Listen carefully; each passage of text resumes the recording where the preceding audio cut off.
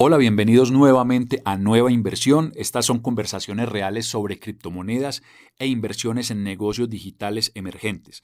Hoy nos acompaña Juan Camilo Tejada. Juan Camilo es un ingeniero experto en temas de programación, computación, y él va a traernos hoy, nos va a compartir toda su mirada, su conocimiento acerca de las características del blockchain para que podamos entender con un poco más de detalle con respecto a los capítulos anteriores, por qué se puede confiar en el blockchain, en qué radica su confiabilidad.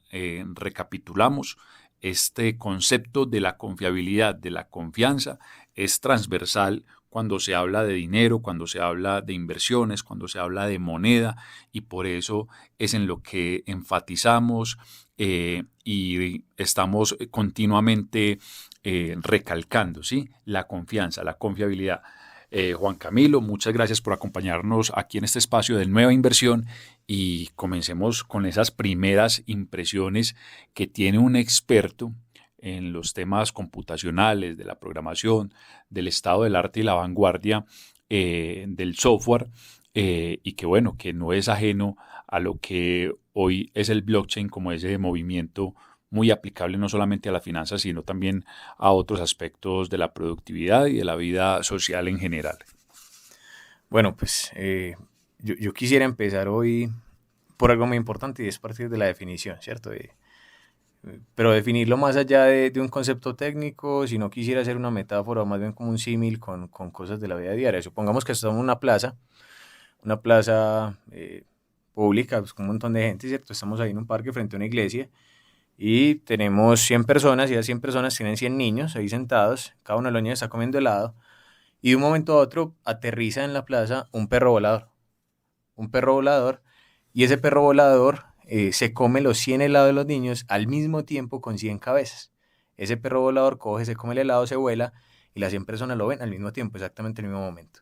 ¿Qué pasa? Entonces llega noticieros, llegan personas a interactuar, a preguntar qué fue lo que pasó, y resulta que las 100 personas contaron exactamente la misma historia donde vieron 100 personas, el mismo perro volador con sus 100 cabezas que comió los 100 helados de los 100 niños. Entonces, ¿qué pasa con ese elemento? Lo que era tan utópico, lo que era que no existía, como el perro volador, a partir de que 100 personas aseveran y dicen que fueron capaces de ver con elementos de verdad, a partir posiblemente de detectores de verdad, que existe el perro volador, ese perro volador existe. Entonces, eso es el blockchain. El blockchain es básicamente encontramos transacciones que aparentemente no existen, pero que muchas personas se encargan de convalidar y de establecer unos niveles de veracidad y de criterios de valor de verdad para definir que esa transacción finalmente existe y lo que se está enviando, recibiendo o transando a partir de cadenas de bloques, pues son valores de verdad, ¿cierto? Eso es como un poquitico una primera historia, un símil que quisiera dar a partir de definición para blockchain. Está buenísimo, Juan Camilo. Y recalcamos que estos son conversaciones reales. Aquí estamos hablando, Juan Camilo y yo, sin libretos en lo absoluto. Es una conversación completamente espontánea y de ahí viene este ejemplo maravilloso del perro volador de 100 cabezas. A ver, Juan, supongamos que esa comunidad que se formó ahí de 100 testigos, adultos y niños, otros 100 niños, es decir, 200 testigos, pero hablemos de los adultos que somos los que se supone que tenemos ya el raciocinio y la madurez para tomar decisiones. Esos 100 adultos forman parte de esa comunidad de testigos del perro volador comedor de helados. Entre ellos hay, digamos, no hay equívocos acerca de lo que vieron. Entonces, entre ellos podrían tomar cualquier tipo de decisión con respecto al perro volador, por ejemplo, de conformar un comité de captura del perro volador o de investigación acerca de los perros voladores, en fin, lo que fuera. Pero ese mismo relato, si se llevara por fuera de esa comunidad, en otro territorio, en otra nación, en fin, donde esa experiencia de conocer el perro volador no se dio, de pronto los relatos y las proposiciones de estas personas pueden sonar alejadas de la realidad, pueden sonar ilógicas. y de pronto eso es lo que esté ocurriendo y a la situación a la que se esté asistiendo hoy en día entre quienes creen en las bondades y aplicaciones del blockchain y quienes no, porque ni siquiera entienden qué es el blockchain. Escuchan hablar, por ejemplo, de Bitcoin, supongamos, que es, digamos, uno de los productos que más ha popularizado un sistema basado en blockchain, porque yo creo que en la percepción y en la mente de muchas personas se escucha la palabra Bitcoin, se entiende que es una moneda digital, pero no se sabe que su fortaleza radica y descansa en el blockchain como sistema que brinda seguridad. Entonces, para recapitular, digamos, esa pregunta, invitando a una reflexión de parte tuya como experto, los que no conocen una realidad novedosa, disruptiva, porque un perro volador de 100 cabezas comiendo helados es totalmente disruptivo frente a lo que tenemos como entendimiento de la realidad. Para estas personas sonaría demasiado ilógico empezar a trabajar el supuesto de que existe tal cosa, sea un perro volador o sea un blockchain que permite hacer transacciones con seguridad. ¿Cómo ves ese escenario hoy en cuanto a las personas que son renuentes, que son apáticas, que tienen sus reservas frente a los sistemas basados en blockchain aplicados a las finanzas descentralizadas o monedas digitales? Yo pienso que siempre el escepticismo son cosas que acompañan los grandes desarrollos tecnológicos. Uno se va históricamente y piensa cuando se crearon las primeras calculadoras, los primeros computadores, el mismo carro, ¿cierto? Lo que pudo haber pensado una persona que toda su vida se movía en caballo y en carreta el día que le presentaron un carro, un vehículo eléctrico, ¿cierto? Entonces los grandes desarrollos y elementos de valor históricos pues traen el escepticismo de la mano. Eso es lo primero que nosotros tenemos que plantear. Yo le diría hoy a las personas que le apostamos al desarrollo tecnológico, no tengamos miedo en que una persona nos diga eso no existe, ¿cierto? No tengamos miedo en que una persona nos rete al momento de determinar el valor. Partamos de nuevo entonces desde lo que hablamos ahorita, desde el blockchain, y yo quisiera el ejemplo de cuándo toma valor el relato. El relato toma valor en el momento en que metimos detectores de mentiras en el proceso. Y lo dije por allá, llegó la policía, los reporteros y pusimos unos detectores de mentiras para decirle a la gente que está contando la verdad. Entonces, definitivamente, si tengo un elemento tecnológico de por medio con detector de mentiras que detecta señales biomédicas para determinar elementos de verdad, ese es el valor de verdad. Es decir, estoy verificando que lo que dijo cada una de las 100 personas es verdad, y ese es el valor y el criterio de verdad. Lo otro que genera verdad en el tiempo es cuando la mitad más uno dice que es así de sencillo y funciona en el blockchain. En el blockchain tenemos unos nodos que son los encargados de tramitar esa información que estamos teniendo en el proceso de la transacción. Pensemos en la transacción que estamos haciendo por medio de la cadena de bloques, y esos nodos van a decir si es verdad o no la transacción, si los fondos existen, si no existen, si la transacción se tiene que realizar. ¿Dónde está el valor o el elemento de valor del blockchain en el tiempo? En la seguridad. El blockchain nace como una tendencia, una disrupción tecnológica para mejorar los criterios de seguridad en las transacciones en nube. O sea, la realidad es que el mundo está digitalizado, nosotros nos movemos por medio de la nube, por el Internet, y el Internet genera elementos de vulnerabilidad en las transacciones. Eso para nadie es un secreto. Entonces, ¿qué pasó?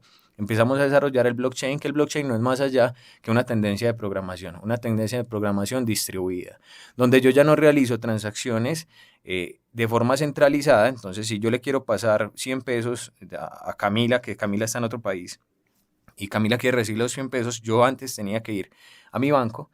En mi banco una persona o un programa tenía que verificar que yo tenía la plata, tomar ese dinero, enviárselo a Camila. Entonces, entre bancos hay una transacción interna, es decir, yo centralizo la transacción a partir de un gestor.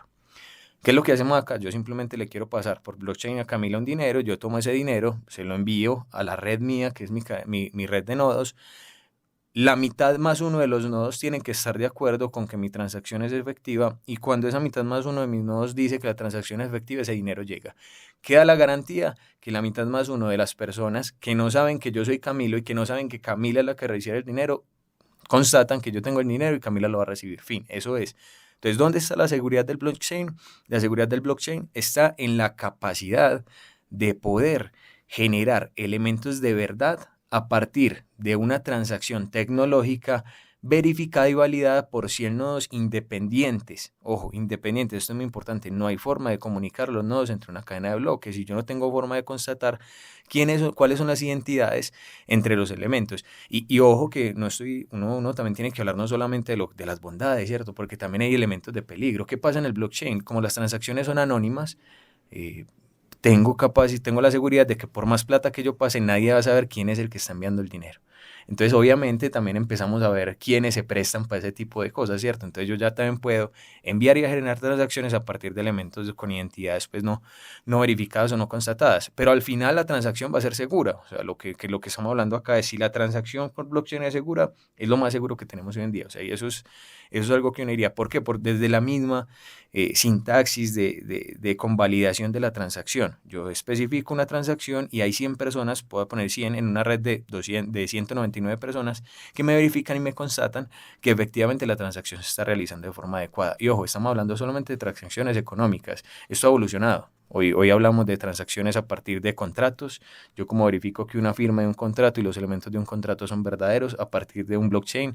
Yo puedo hablar, por ejemplo, de joyas. Yo como cuando compro un diamante. Cuando vos compras un diamante en una tienda, prácticamente es una relación de confianza con la persona que te lo va a vender. Y vos asumir que ese diamante tiene elementos de tradición y elementos de históricos, pues sanos, ¿cierto? Por así decir, y que es verdadero. Pero ¿qué pasa con el blockchain? Cuando vos tenés una pieza histórica, reliquia, una joya, y vos sos capaz de tener elementos históricos sobre una cadena de bloques, vos sos capaz de dar elementos de veracidad en cualquier momento del tiempo, porque eso es la otra cosa de la cadena de bloques. Una cadena de bloques es inmutable, ¿sí? Y es histórica, o sea, yo no puedo eliminar ningún registro. Si nos vamos al blockchain de Bitcoin, en el blockchain de Bitcoin está la primera transacción hasta la última transacción que se ha hecho a partir de Bitcoin. Entonces vos puedes tener trazabilidad en el tiempo y nadie puede conmutar esa cadena. Por eso se llama cadenas de bloques. En un bloque yo voy almacenando transacciones y yo conecto esos otros bloques en forma de cadena. Entonces si yo elimino un bloque en la mitad, ¿qué pasa con la cadena? Se me rompe. Entonces yo pierdo conectividad. Entonces por eso es que es inmutable. O sea, yo nunca voy a poder hacer un cambio sobre ese elemento. Entonces, si nos vamos, por ejemplo, aquí en temas de corrupción, de gobierno, ¿cuánta corrupción puede evitar la cadena de bloques? Mucha, la que vos te quieras imaginar. Vos podés transar todas las transacciones a partir de criptomonedas en una alcaldía, en una gobernación, en una presidencia y jamás va a haber forma de vos vulnerar las transacciones históricas que haces de este tipo de dependencia. Entonces también es una herramienta que se nace a partir de esa búsqueda por evitar la corrupción, ¿cierto? Por evitar el cambio histórico de valores, el cambio histórico de facturaciones, ¿cierto? Esas son cosas que toman valor en este tipo de elementos y pues cada vez van a ser más importantes. Demasiada información, demasiadas revelaciones en esta intervención de Juan Camilo. Es demasiado a lo que podríamos empezar a sacarle muchos detalles. Yo, mientras hablabas, Juan, iba apuntando algunas ideas para tratar de consultarte un poco más al respecto hasta donde alcancemos en este episodio. Pero hablabas, por ejemplo, de la confiabilidad y de que queda almacenada la información de manera histórica, desde la primera hasta la más reciente.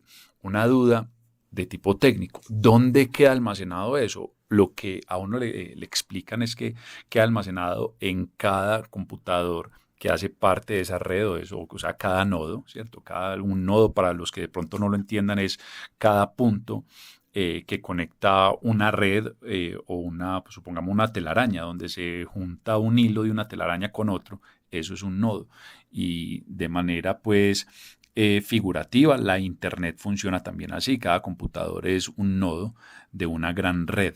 Entonces, quedaría almacenada ahí la información, el registro de cada transacción. Pero si esos usuarios por cualquier razón la pierden, no habrá forma de que de algún modo alguien pueda inventarse la manera de borrar los registros de todos esos computadores. Bueno, ahí eso es muy interesante. A mí me gusta mucho compararlo con historias de lo que uno podría vivir en el día real. Yo tengo mi grupo de oración, mi abuelita tiene su grupo de oración y hay 50 personas y las 50 tienen su Biblia, ¿cierto? Cada una tiene su Biblia. Y resulta que mi abuelita, a la Biblia de ella, mágicamente se le perdieron los salmos, ¿sí o no? ¿Qué constata que los salmos siguen existiendo en la Biblia? El resto de las 49 Biblias, ¿cierto? El backup. ¿Qué necesito yo para que esa información desaparezca? Tomar las 49 Biblias, y no solamente las 49 Biblias, sino todas las Biblias que pueden existir en el mundo, y borrar los salmos de esas Biblias y establecer que no se hizo. Entonces, ¿qué es lo que trata de hacer blockchain todo el tiempo? O sea, una cadena de bloques todo el tiempo está haciendo es, si uno de los elementos, uno de los nodos altera o vulnera información, la misma cadena de bloques se encarga de actualizar la información basada en la mayoría. ¿Qué necesito yo para vulnerar una cadena de bloques? Vulnerar el 50% más uno, listo. ¿Es posible? Sí, claro, es posible, pero ten en cuenta que cuántas personas están transando hoy en día con bitcoins, cuántos mineros, y ese término de minero enseguida lo quiero andar un poquitico como para que la gente también entienda que es un minero de bitcoins, cuántos mineros de criptomonedas hay en ese momento trabajando alrededor de esa cadena. Entonces, uno no puede hablar de imposibles, ¿cierto?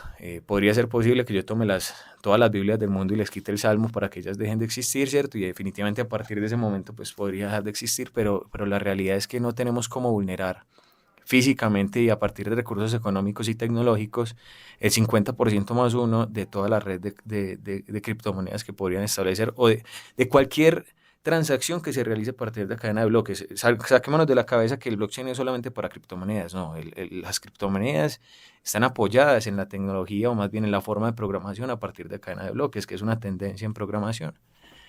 Pero lo que les decía ahorita, contratos, bueno, otras cosas. El caso es que la información siempre va a prevalecer desde que el 50% más uno esté, y obviamente hay procesos de seguridad, procesos en los que todos los nodos se les actualiza la base de datos. Piensen en el blockchain como una base de datos en la cual yo no puedo modificar, una base de datos en la que yo ingreso información pero no la puedo borrar, yo no puedo eliminar información de esa base de datos, y esa base de datos está respaldada en tantos nodos o tantas copias como yo tenga distribuido sobre mi cadena de bloques. O sea que entre más usuarios tenga un blockchain en específico, más seguro es. Si una criptomoneda o una moneda digital ha logrado gran popularidad, es decir, una extensa cantidad de usuarios, eso también contribuye a su propia confiabilidad. Bueno, algo importante es que el hecho de que yo use, o sea, el hecho de que vos compres o transes con criptomonedas no significa que haces parte del blockchain. Eso sí, vos tenés tu dinero, tenés tus criptomonedas, es tu dinero digital, pero hay un equipo que se encarga. ¿Quién es el equipo que se encarga de este elemento? Todos los mineros. ¿Qué es un minero? Una persona que todo el tiempo está verificando transacciones en blockchain y se encarga de verificar que las transacciones son verdaderas. Entonces, cuando un grupo de personas se encargaron y notificaron, o más bien el 50% más uno de las personas que se hacen parte de ese blockchain se encargan de verificar y decir definitivamente es una transacción que es adecuada, esa persona encadena todo eso en un bloque y ese bloque se conecta a la cadena. Es decir, solamente en el momento en que se realiza la verificación y yo almaceno esas transacciones en un bloque completo de transacciones, soy capaz de conectarlo a la cadena final, ¿sí? Entonces yo puedo transar sin necesidad de verificar. ¿Sí me va a entender? Yo solamente verifico a partir del momento en que, o más bien, yo solamente soy un nodo en el momento en que verifico la información que se está estableciendo desde esa cadena de información. A ver si entendí. Los nodos que verifican no necesariamente están transando información, sea información financiera o de otro tipo, en el sistema blockchain. Como quien dice, hubiera dos tipos de usuarios, dos roles distintos dentro de un blockchain. A ver si lo entendí, ya me confirmarás, Juan, si es adecuado. Pero lo que capté es que en un mismo blockchain, supongamos el caso de Bitcoin, que es el que interesa en este entorno de nueva inversión, hay unas personas que transan en Bitcoin, perfecto, están enviando y recibiendo información, en ese caso información financiera, pero por otro lado hay otras personas que no necesariamente están transando esos valores, sino que están dedicados a la verificación, y esos son los mineros. Es correcto, es correcto. Ese minero es el que se encarga de verificar la viabilidad de la transacción y de establecer esa transacción.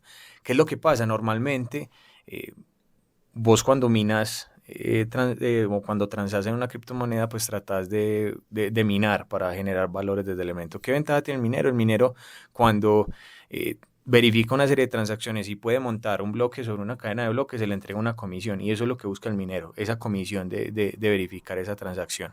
Entonces, hoy en día es rentable a partir de cierta inversión tecnológica, ¿cierto? Digamos que para vos ser minero y sacar rentabilidad a partir de la minería de datos, o más bien a partir de la minería de criptos o de blockchains o de transacciones, necesitas primero mucho recurso económico, necesitas recursos computacionales de alto nivel, porque vos lo que haces es solucionar sistemas de encriptación complejas, matemáticas, y después de eso montarlo en la nube. Y hay mucha gente que está tratando de minar, ¿cierto? Entonces eso es una competencia. ¿Qué hace la gente hoy en día? Hace un pool de minado. Me uno con varias personas y entre todos vamos haciendo transacciones y minando y tratando de subir. Esas son formas de generación de dinero a partir de este tipo de tendencias, ¿cierto? Pero si nosotros lo vemos desde la parte de la transacción de nosotros, si nosotros somos usuarios de criptomonedas, queremos transar a partir de las inversiones en criptomonedas, lo que a nosotros nos interesa es el elemento de seguridad, ¿cierto? El elemento de la transacción. Por ende, ¿qué es lo que pasa? En el momento en que vos vendés criptomonedas desde tu wallet digital, no necesariamente tenés que verificar o no necesariamente tenés que participar como un minero. Sí me hago entender, eso es como lo donde yo quisiera hacer, para dar como esa importancia de ese valor. ¿Qué es lo que importa? Que al final tenés un montón de gente verificando la transacción. O sea, al final hay un montón de elementos dentro del nodo que están verificando que lo que vos estás comprando, que lo que vos estás vendiendo existe. Y ojo. Estamos hablando de elementos digitales y estamos hablando de que esos elementos digitales pueden existir o no existir, o puede ser una simple especulación. Entonces, por eso es que hoy en día hay mucha gente que está perdiendo plata en este tema de la transacción con criptomonedas, y es porque no entendemos a qué queremos apostarle. Las grandes tendencias de financiación de los mercados internacionales hoy en día es a partir de la generación de criptomonedas. Yo genero un valor de financiación a partir de una criptomoneda que desarrollo, y si el proyecto es efectivo, la criptomoneda se valora y la gente que me compró criptomonedas al principio, pues se le va a valorar su valor de criptomonedas. Pero hay proyectos que no tienen futuro, hay proyectos que no tienen fondo y hay proyectos que simplemente buscan estafar, ¿cierto? Eso es una realidad. Entonces, uno siempre recomendaría que cuando alguien se va a meter en este mundo de las transacciones por criptomonedas, sea muy crítico en qué cadena de bloques voy a ingresar.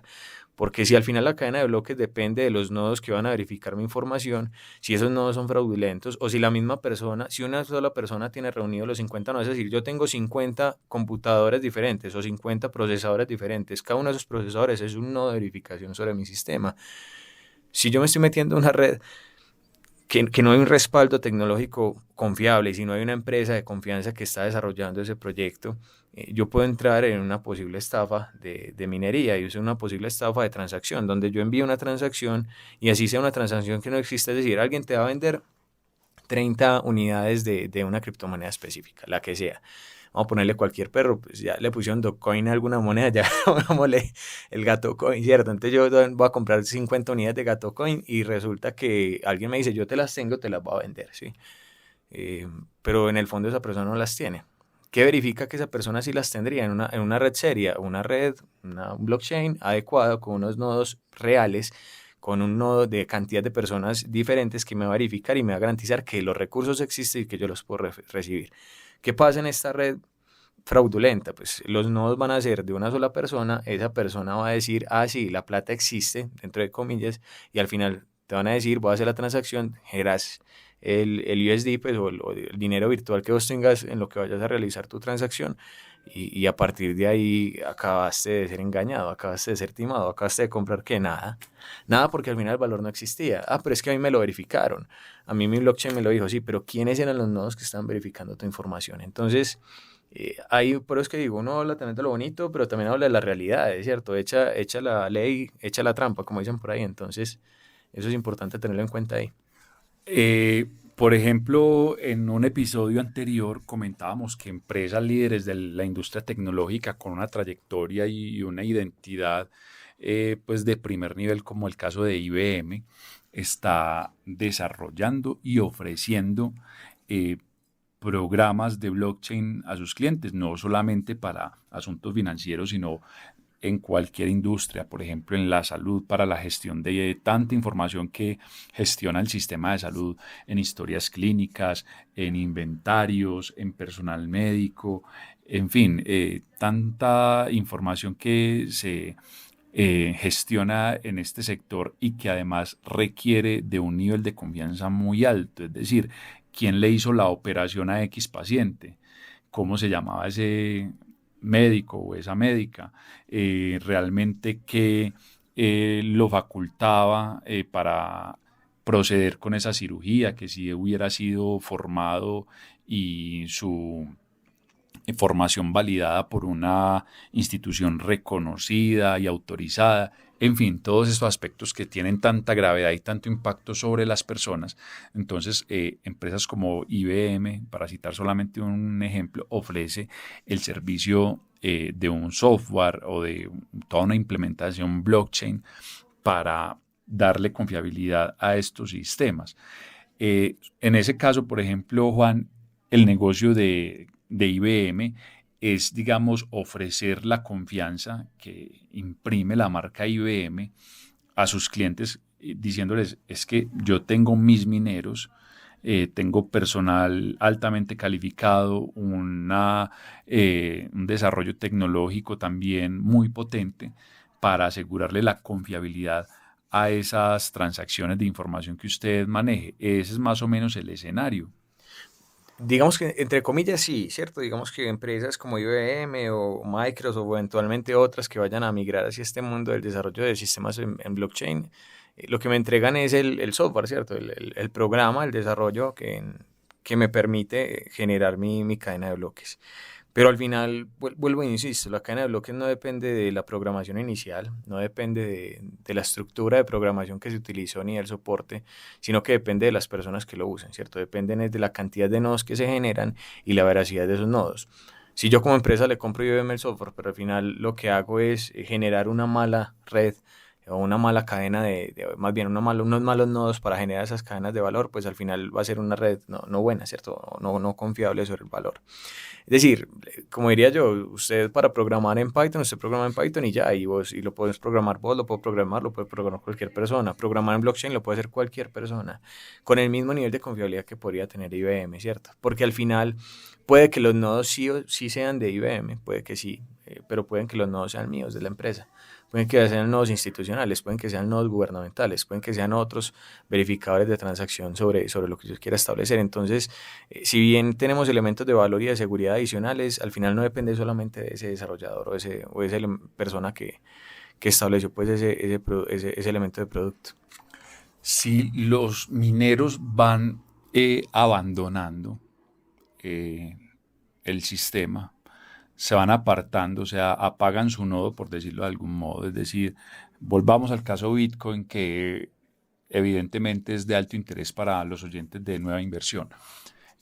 Hoy en día hay X cantidad de mineros en Bitcoin, y no solamente cantidad, sino que son ciertas personas específicas, ¿cierto? Tienen nombre y apellido, están ubicados en diferentes lugares del mundo. Son personas que están haciendo esa labor de minería, pero puede haber rotación. Algunas pueden abandonar, se pueden cansar, pueden decidir no hacerlo más, pueden sentirse ya con su vida arreglada y no querer seguir trabajando. En fin, cualquier razón, cualquier motivo. Eso va a impactar negativamente en la confiabilidad del sistema. No necesariamente, o sea, no necesariamente puede que impacte, puede que sí cambie y sea dinámico como cualquier actividad de inversión, ¿cierto? O como cualquier actividad económica en el mundo. Eh, ¿A dónde voy? Hace unos años decían hasta cuándo vamos a extraer petróleo. Hoy todavía se extrae petróleo y no sé hasta cuántos años sigan extrayendo, ¿cierto? Hablamos también de inversiones en energías alternativas, solares y otros elementos y seguirá siendo elementos vigentes durante muchos años. Al final lo que da vigencia a una tecnología es la capacidad y el impacto de veracidad y de mantenerse en el tiempo. O sea, ¿qué garantizó que, no sé, iba a decir cualquier cosa, que el computador portátil o que el celular iba a establecerse como un elemento de criterio de seguridad en el tiempo?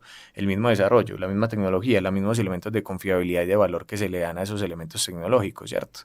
Entonces lo mismo pasa con blockchain. Hoy en día ya es muy común hablar de blockchain. Hasta hace unos 2 o 3 años todavía no era tan común. La gente hablaba de Bitcoin y hablaba de otras cosas, pero no pensábamos más allá ¿cierto? No pensábamos de qué iba a pasar a partir de ciertos elementos.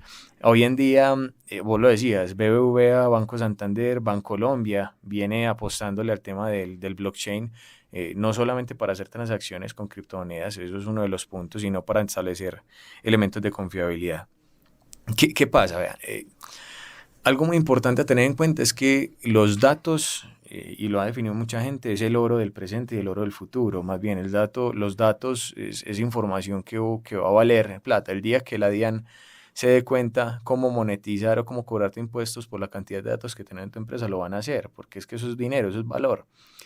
En ese sentido, ¿qué hago con las cosas que me importan? Protegerlas. A mí me interesa proteger. ¿Yo cómo protejo mi información? Hasta hace unos años habían procesos de ciberseguridad, de encriptado y un montón de cosas muy interesantes, pero al final la única forma que encontramos para generar esta protección de datos y de valor de lo que es intangible o lo que está digital es el blockchain. Entonces el blockchain en realidad nace como una respuesta a proteger lo que está volviéndose valioso en el mundo, que es la información digital. Esa es la respuesta, eso es lo que se busca. Entonces el blockchain, porque el momento en que el blockchain deje de entrar en vigencia es el momento en que los datos o que la información digital va a dejar de entrar en vigencia y en valor. Y estamos hablando de que estamos en una era digitalizada, que estamos en un mundo digitalizado, donde yo creo que ninguna persona en el mundo se imagina vivir sin la nube, se imagina vivir sin internet, sin la interconexión.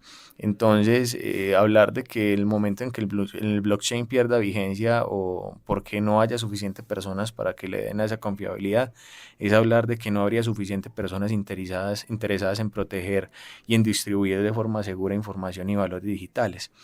Entonces, yo no soy de absolutos, no me gusta decir que algo no va a pasar o algo sí va a pasar. Lo que yo digo es que lo único que da garantía y de certeza de que esto es algo que vino para quedarse y trascender en el tiempo es la misma seguridad y la misma disposición tecnológica que tiene la cadena de bloques. O sea, eso es una realidad. La gente le apuesta a la cadena de bloques, lo descentralizamos desde las inversiones financieras, lo descentralizamos desde la moneda digital y lo llevamos a aplicaciones, como les decía, de seguridad en el gobierno, gobiernos seguros, que eso hace unos años con el tema de Smart Cities y Smart Governments era como uno de los temas tendencia que se tenía y nos dimos cuenta que el blockchain tiene valor, ¿cierto? Entonces, esa es mi reflexión. Yo creo que esto es tan vigente como la información digital va a seguir vigente, más bien como la información veraz y certificada de valor va a seguir vigente en el tiempo. Bueno, pues se agota este episodio con demasiados aprendizajes, muy recomendado para las personas que han seguido el ritmo, el avance de Nueva Inversión desde su primera entrega hasta esta, que no se pierdan por nada pues este capítulo y los que vienen pues seguramente nos permitirán seguir entendiendo y creciendo cada vez en esa intelección sobre el mundo digital, las criptomonedas y las posibilidades de inversión basadas en plataformas digitales. Muchas gracias a ustedes por conectarse. Recuerden, esto es Nueva Inversión, conversaciones reales sobre criptomonedas e inversiones en negocios digitales emergentes. Nos vemos.